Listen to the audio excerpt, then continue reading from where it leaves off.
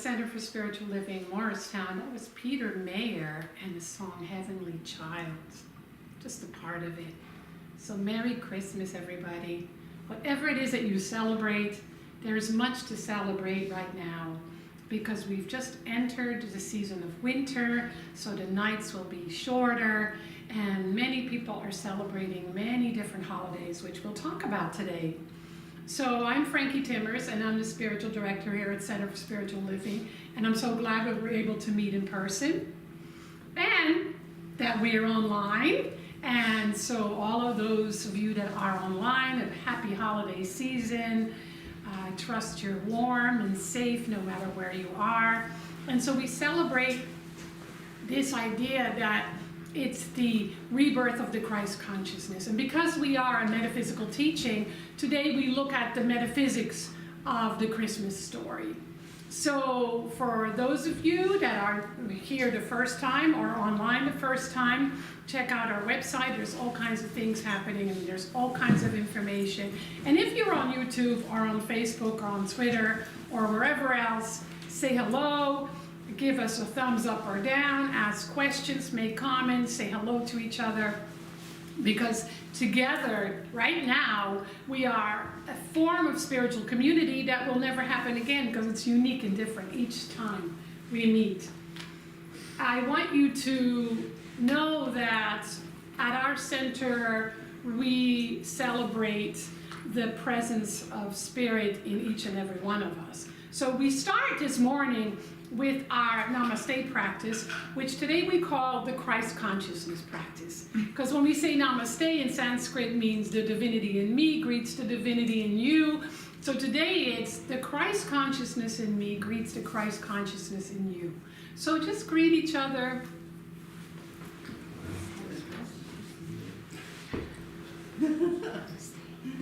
Prayerfully, the Christ consciousness in me greets the Christ consciousness in you. So I want everybody to know that we have some things happening, and most of them are in person. But on Saturday, we have the World Healing Meditation that's been around since 1986, created by John Randolph Price. So we're meeting in person. It's been a while that we meditate in person for an hour from 7 a.m. to 8 a.m. our Eastern time, just knowing that world peace is possible, and we hold a vision for that. Then on Sunday, Lori Carlson and I are doing the Burning Bowl ceremony so that we start the year off in a very uplifting way. On January 3rd, I start a new class. And it is the 12 Deepest Truths. It's based on the works of Emma Curtis Hopkins. And it's online Tuesday nights, the first Tuesday of the month, unless there's a holiday, which we'll figure out, is from 7 to 9 p.m. our Eastern time. And we're going to dive really deep into the material. And because there's so much, we just take one class a month, which is great, right? Every month for next year. And then in between we meet as an optional time for us to have some discussion about the material. So register on Breeze so we know you're coming. And then Gail, who is assisting me today, has the first Friday Healing Circle, which is on the 6th, January 6th at 7 p.m. in person. And there's a couple of things that are happening in January with Reverend Michelle on the 22nd, where she brings her book, does a talk, and does her workshop. And then we have an art journaling workshop in February, so check it out. So let's do an opening treatment. Oh, one more really important thing. It's the 4th Tuesday of the month, which means Kundalini Yoga. Yes, this Tuesday. That is online. It's really great. And it's from 6:30 to 7:45, so join us. If it's the first time, you must sign a waiver. Otherwise, just meet us on Zoom. So let's do an opening treatment, our word for affirmative prayer. Right here, right now, I open my mind and my heart to the experience at hand. Not just here, now, but the consciousness, the collective consciousness of the world that in so many different ways and a little bit at different times celebrates the rebirth of the Christ, which for us is the remembrance that Spirit is within us and that each of us give it life, each of us in our own unique way. And as we do, that which is in the way simply dissolves and heals. So today, we're more open to that than ever because we feel supported by the entire universe, by all of humanity. We let it be a day of peace. We let it be a day that we recommit to shining our light, deep, far, and wide in such a way that we see the outcome for all of humanity. And so we are so grateful to be together today in spiritual community. Whether it's here in person, online, whether it's today, tomorrow, or any day in the future, that gratitude just fills us up with whatever it is that we need to stand tall, to stand solidly grounded in truth, and to be a shining beacon of light and love. And so it is. So it is. So,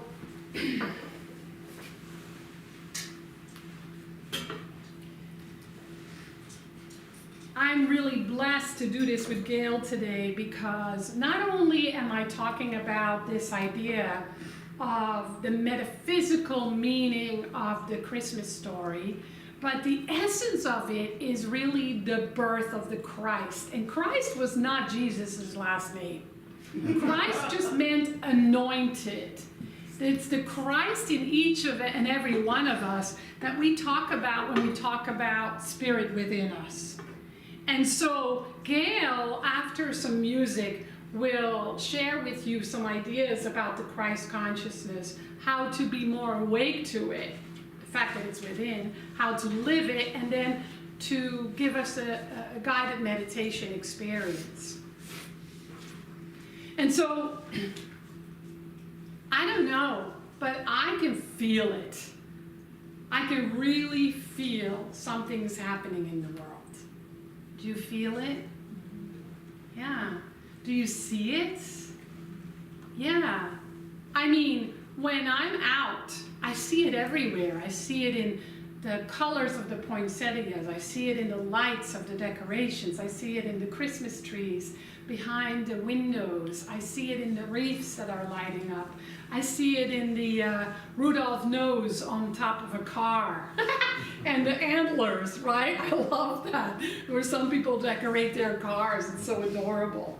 You see it everywhere when you go on social media, right? So it's that crackling, that feeling that is happening everywhere now, whether you celebrate this or not, or however you celebrate it or not. For me, this is always a time for a lot of quiet, a lot of rest.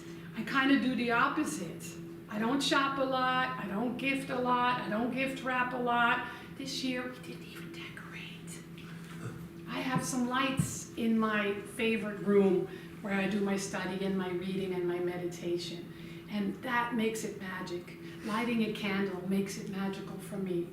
And so just about the whole world is celebrating something. It's a very sacred time that began with the winter solstice.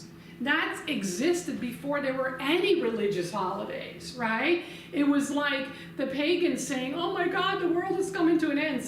Kind of sounds like today, right? In a different way. The world is coming to an end because it's darker and darker and darker, and all of a sudden they noticed that the days were getting longer and the nights were getting shorter, and the light had returned. And so the early Christians picked a really good time because historically it's been known that Jesus was not born in December, somewhere in the spring. And so in the 4th century was the Feast of the Nativity, the first one. And then in the 6th century it became a holiday in England. And it wasn't until the late 1800s, after the American Revolutionary War, that the United States recognized it as an official holiday. But it is a 2,000-year-plus story that is still alive and well, that is still celebrated in big ways. And for us, in metaphysics, in the science of mind, we look at everything as a symbol, as a metaphor for something that's happening within us. And so it is a time of great awakening. The awakening that the presence of divine love, wisdom, peace, power is already within us. And we are here to give it away in only the way each of us can as unique individualized expressions of the one. And I don't know about you, but I think the world really needs it. It's easy to say they have to change. They should be different. Because we know in our teaching that every time we point a finger, there's 3 pointing back at us.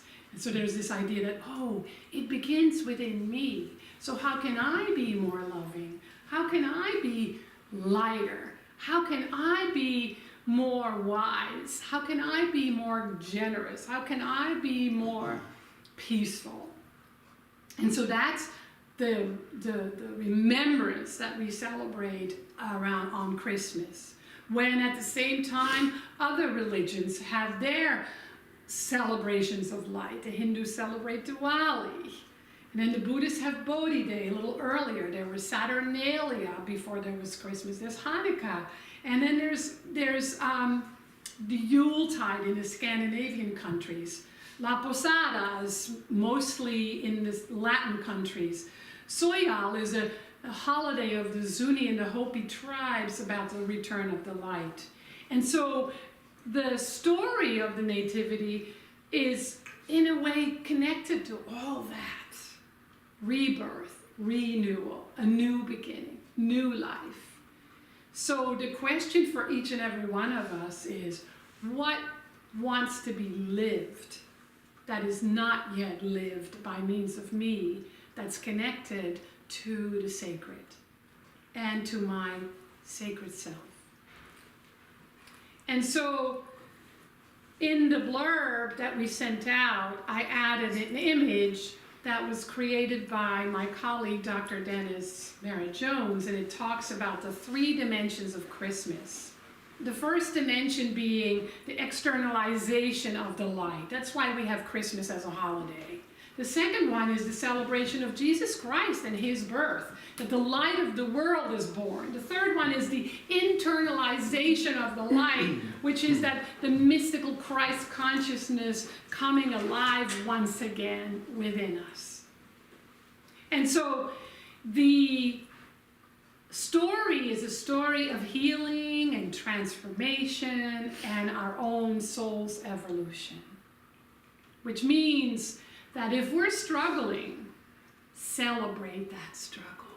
Because the struggle itself is about what needs and wants to be healed in you.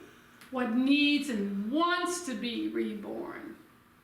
When people speak to me of depression and loneliness around the holidays, I get it. But a part of me is like, no. The invitation is to look at what's underneath it. What is the light that wants to be lived? Because once that is lived, the depression and the loneliness will heal. It must. Because it's the doorway to our awakening and to the rebirth of our Christ consciousness. So let's think a little bit about how can we embrace that bigger story. How can that story of the Nativity be our personal story? What is it that wants to be awakened in my human experience?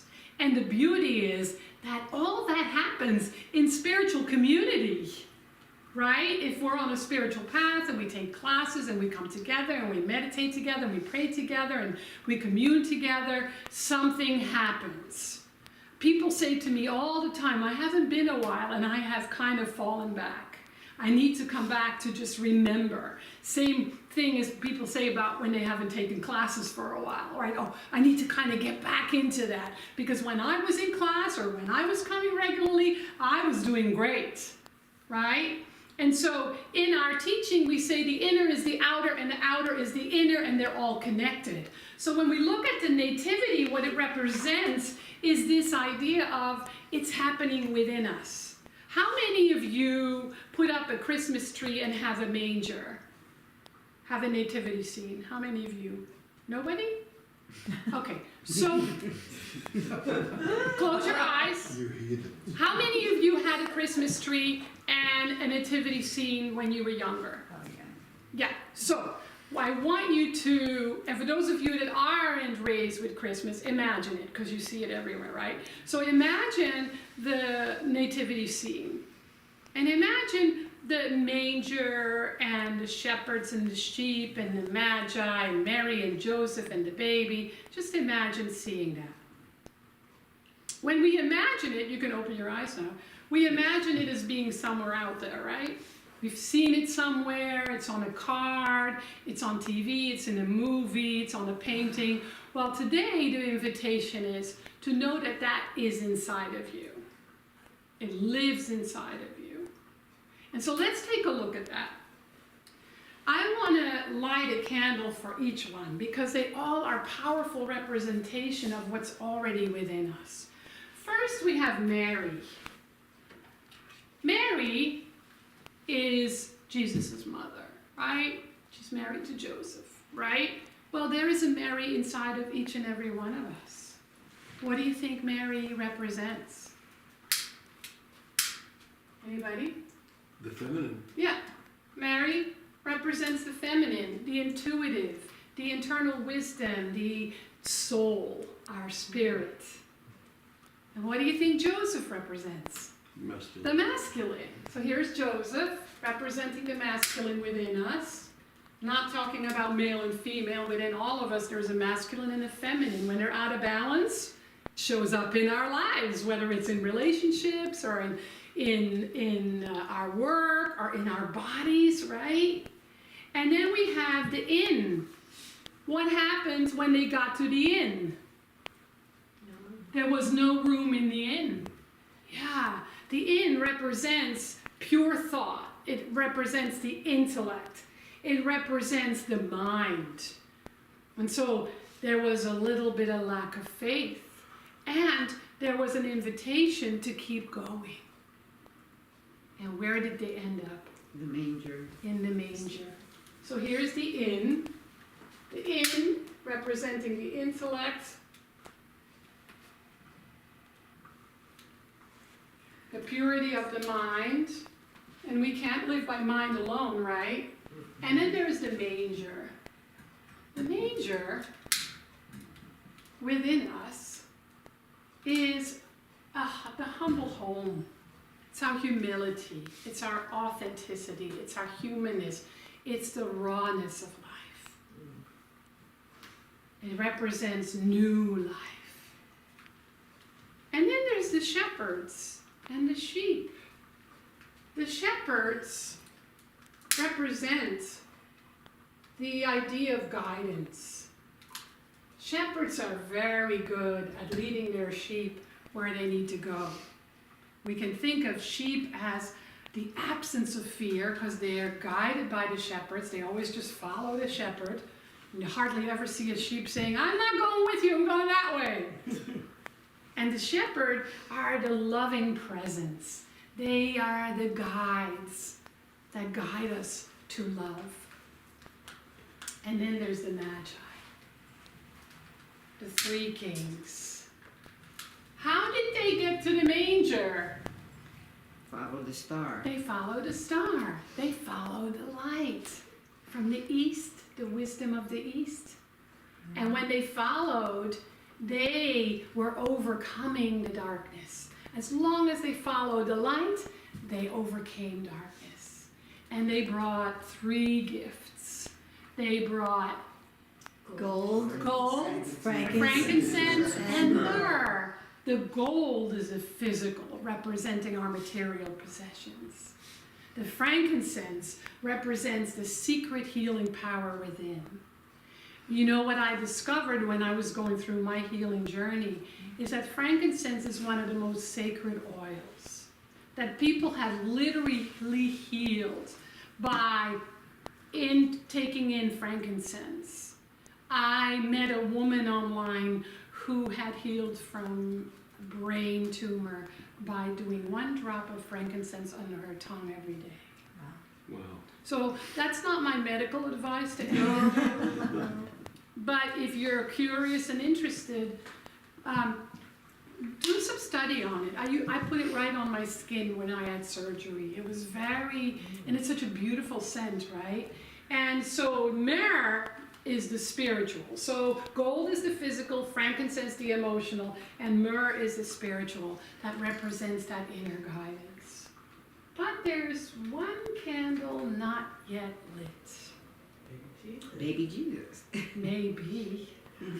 Let's pause, listen to a little bit of music, and then Gail will come back and share with us what that candle represents. This is what I know about this beautiful holiday in this season, and that is that we're here to give life to the truth within us, to the Christ consciousness within us. And when we focus on that, whatever is blocking us will literally dissolve. And so we're here to express the purity of spirit that each of us behold in our own unique way. And when we notice what's in the way and we keep turning to the light, to the truth, that which is in the way will make so much more sense. And it will make sense that it's about our evolution. So let's have some music. The music is, oh, can I see? Stables. I just want to, oh yeah. It's called, the song is called Stables by Peter Mayer.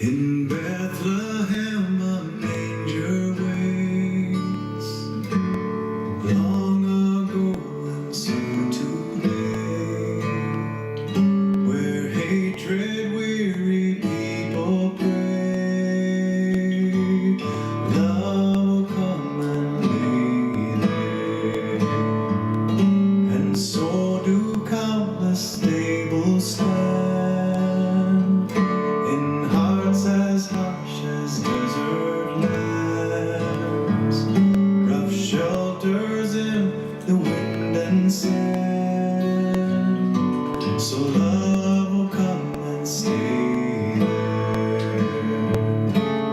Love that opens fists of hate, heaps of gold on beggars' plates, love that shows a kindly face to enemies and strangers.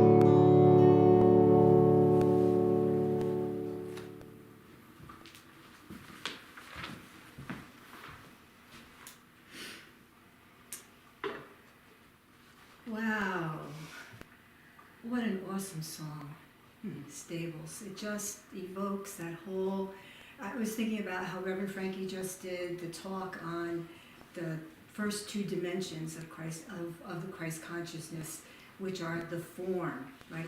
The outer form that we learn about, that we know about. And so this just brings us right into the essence of the Christ consciousness. And I love the idea that you brought in, Reverend Frankie, about the three dimensions of Christ consciousness, because the last dimension is you, yourself. The Christ consciousness is really a dimension of yourself that has been with you since you've been here, since your birth. And it's inherent, and what we mean by inherent means it's right in here. And as was in her talk, it's right here. We don't have to go anywhere to get it. We just have to allow it, evoke it, pay attention to it, and emanate it, and live it out in our lives. So in here is related to inheritance, right? What have we inherited? We have inherited an infinite supply of love from God. We've inherited that unlimited supply that is right within us, as we know in our teaching, all around us as well. And so we partake of that all the time. And the Jesus Christ story is the story of a man who came to heal separation. And to our teaching, separation and aware of the unity of consciousness, unity within ourselves and our own wholeness, and the wholeness that we feel with other people is really what Christ is about, and our Christ consciousness. So I just want to mention that back in the day, he also brought in the law of forgiveness. And we also have a workshop coming up on that next month. And so what were the teachings of his that showed us that we can embody? I and my Father are one. How many times have you heard that? I and my Father are one. When you make the two as one, and the two as one, my understanding is the two as one is the separation within yourself and the separation you feel from other people. And one of, our first principle is God is all there is, right? There's just oneness.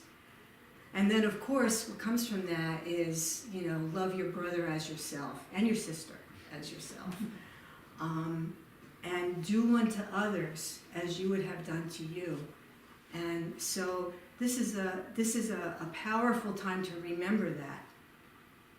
And in one of our most, I want to say, common prayers that we do here is, there is only one life.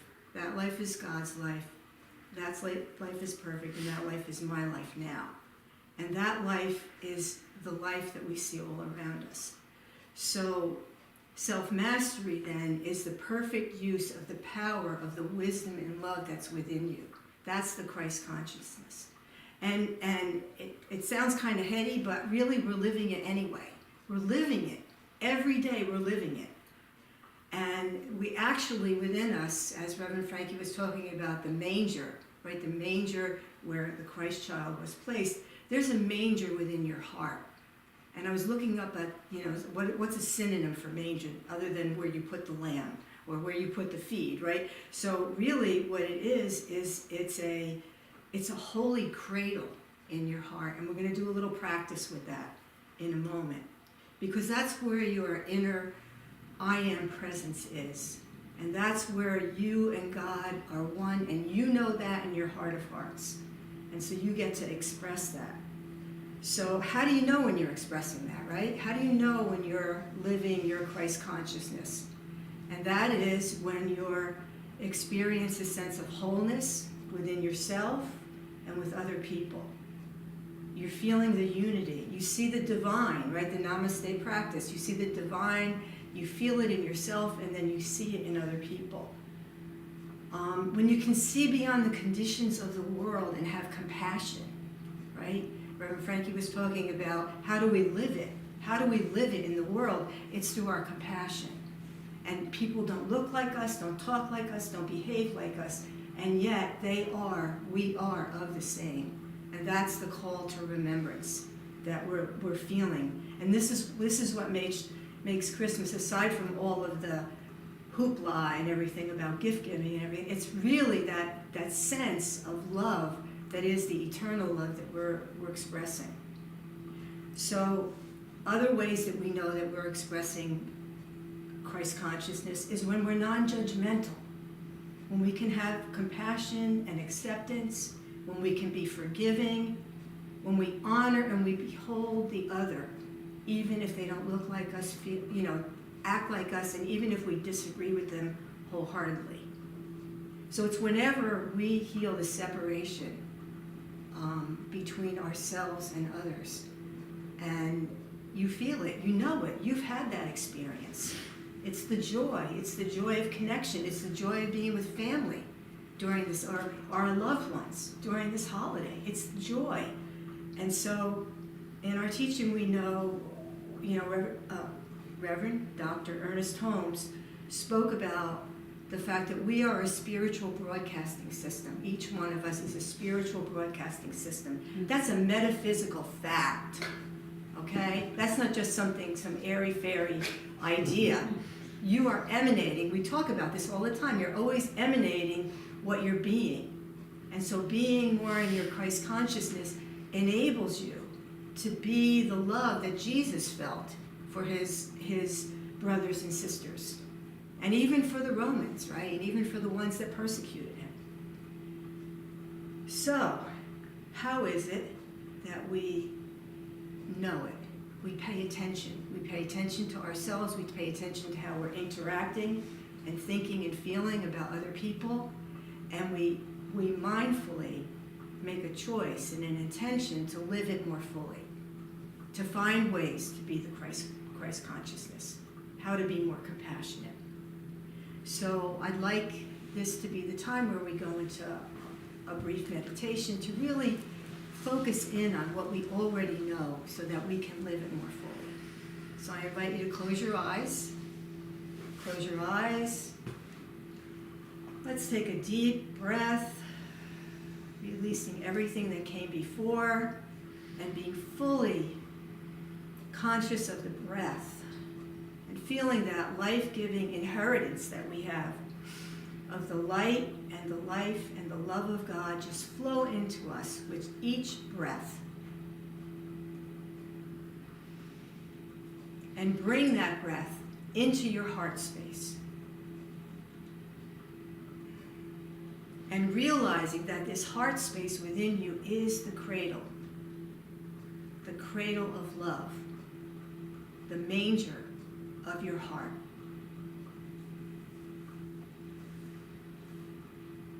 And feeling this energy, this love and light within you. I invite you to reflect upon a time or times when you have felt your Christ consciousness. Times when you have been loving, compassionate, forgiving,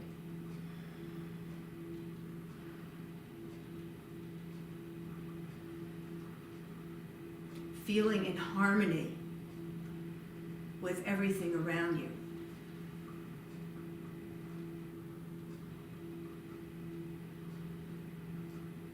And feel and know that this is your innate inheritance.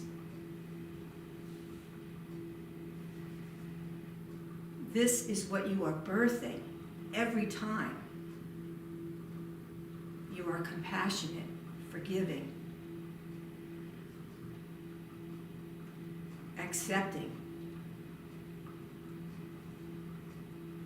honoring, beholding.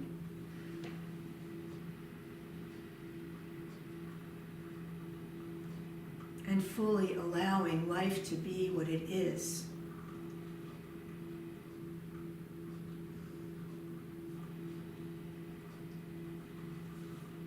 And now think about a time when it's been a little more difficult. and bring that Christ consciousness into the difficulty.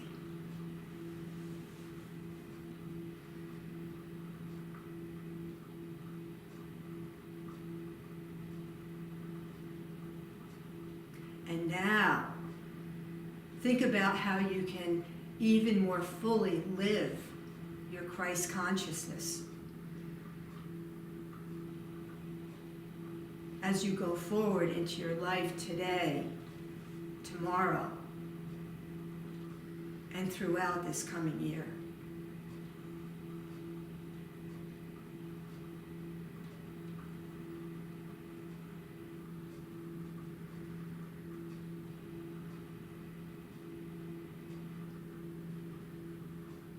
And now I invite you to make the intention to live out your Christ consciousness.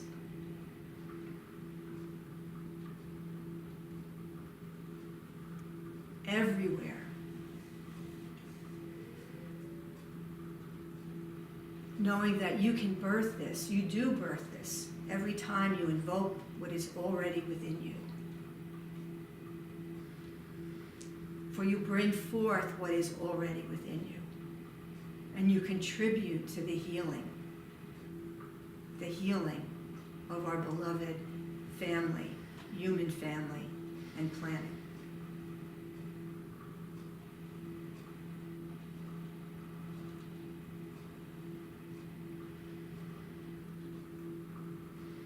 And so now just take a nice deep breath, anchor that in,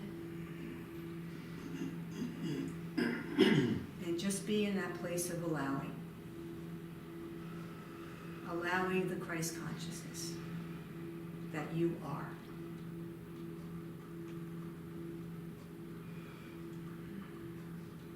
And when you feel ready, I invite you to bring your attention back to where you are, seated, standing, and open your eyes and become present as the presence.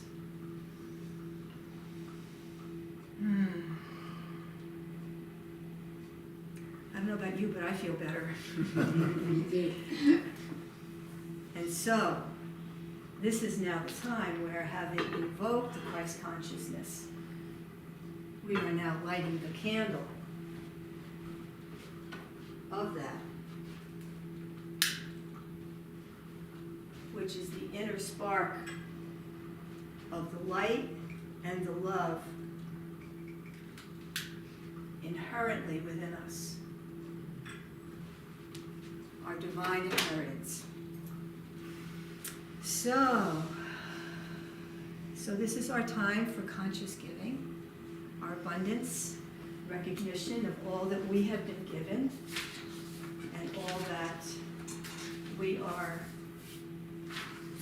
receiving, and it's an opportunity to give back because we're keeping that law of circulation in motion. And this is our beloved spiritual center for Spiritual Living Morristown, where we give of our hearts, of our minds, of our joy and Christ consciousness to you. And so I invite you to give back in whatever way you can, certainly financially, certainly with volunteering, hold us in prayer. There are many ways to give to us. You can give online, you can text to give, which Reverend Frankie just texted to give, and you can donate at our website, and there are many ways to give, and we greatly appreciate and have gratitude for all of you and whatever you offer us.